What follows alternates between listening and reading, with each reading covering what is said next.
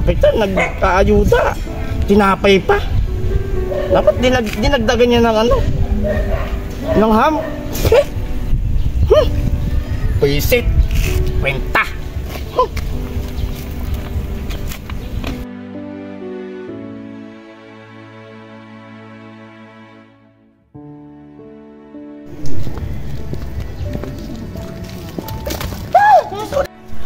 Sorry po, hindi ko sinasadya. Sorry po. Ang dumi-dumi ng kamay mo. Bitawan mo. Ang dumi-dumi ng kamay mo. Bitawan mo ako. Sila? Uray? Anak?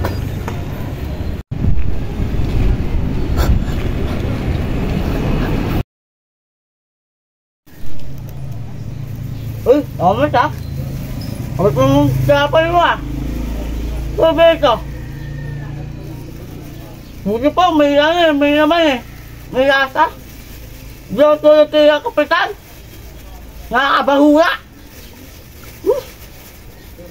Ayos ah. Ang nakakangat-angat tayo ah. Sila. Sige ka na. Okay na. Huwag mo kami intindihin. Dapat ang sarili mo iniintindi mo. Ikaw, Tay. Okay ka lang ba? Ha? Ako? Okay lang ako. Okay ako tutulugan dyan eh. Doon ako kay Kumare. Tapos minsan dyan ako sa kalsada. Meron nga doon na libreng tulugan sa ano sa may park. Huwag na ako mahuli ng barangay. Talagang tatakbo ako mabilis.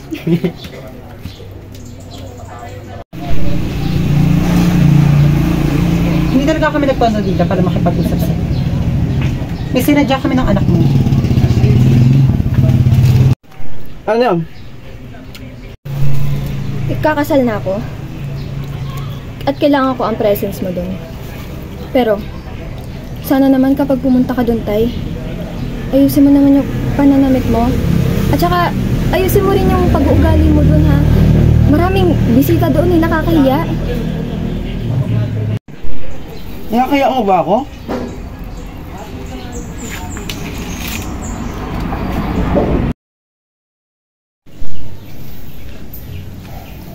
Cecilia, di mo malang sinabi sa akin na pumunta ka kay Carlos? Kamusta yung kapatid mo? Eh, di ba nakita siya ni Lorraine? Ano? Anong emotion ni Lorraine nung nakita niya yung tatay niya? Ayun. Kinapuputan pa rin ng bata. Ay! Eh, sinabi mo ba na malapit na mamatay yung tatay niya? Na may taning na yung tatay niya? Hindi. Hindi.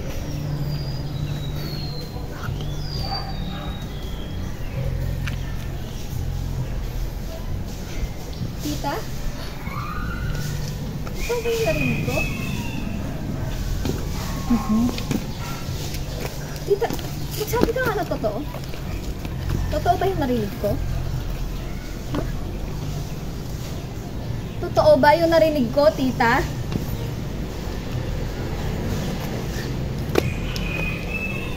Napadaan ka rin. Oo. Yung tatay mo pulog eh. May sakit siya. May taning na. Malapit nang mamatay.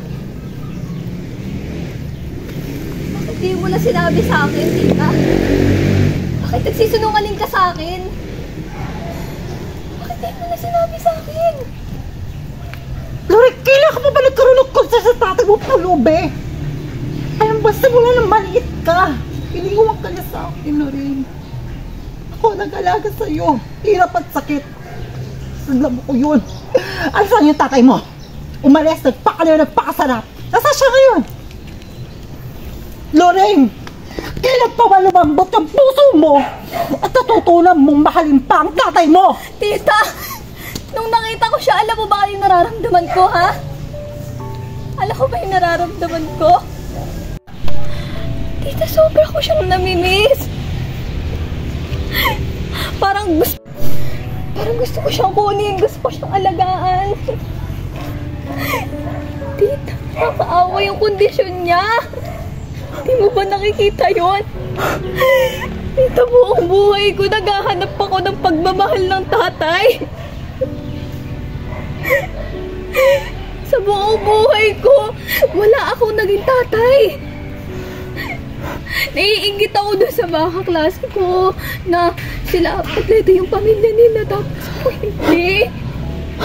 Buong buhay ko, naghanap ako ng tatay ko. Hindi mo ba alam? Hindi mo ba alam na kapag nakikita ko yung mga klase ko, nakasama nila yung pamilya nila, naiinggit ako, tita. Naiinggit ako sa kanila. Kasi gusto ko rin ng tatay.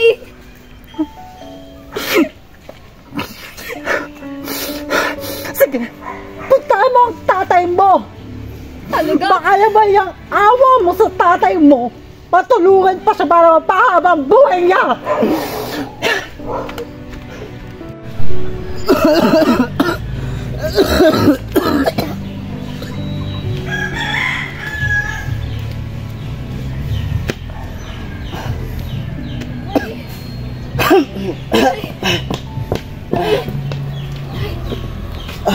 Tay, andito na ako, tay.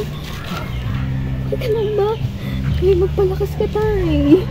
Di ba sabi mo pupunta ka pa sa kasal ko? Promise mo yan, di ba? Sorry anak ha. Siguro hindi na ako makakaabot sa kasal mo. Kasi parang kinukuha na ako ni kamatayan. Tay, wag ka naman magsalita ng ganyan. Tay, nagpangako ka sa akin eh. Dapat tinatupad yung pangako, di ba?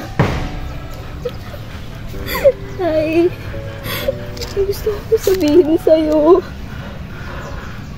Pasensya na sa pagtrato ko sa'yo nung nakaraan. Pero totoo, miss na kita, tay. Sana bigyan ba tayo ng pagkakataon para mapaulit yung pamilya natin? Para makasama ulit kita. Magpalakas ka, tayo, ha? Anak, may sasabihin ako sa'yo. Alam mo, sa tagal ko naggagala-gala sa kalye, ngayon ko lang na-realize na mas masarap palang makasama ang taong mahal mo. Pinagsisisihan ko na pinamigay kita, anak. Patawad. Tay! Tay! Tay, gumising ka!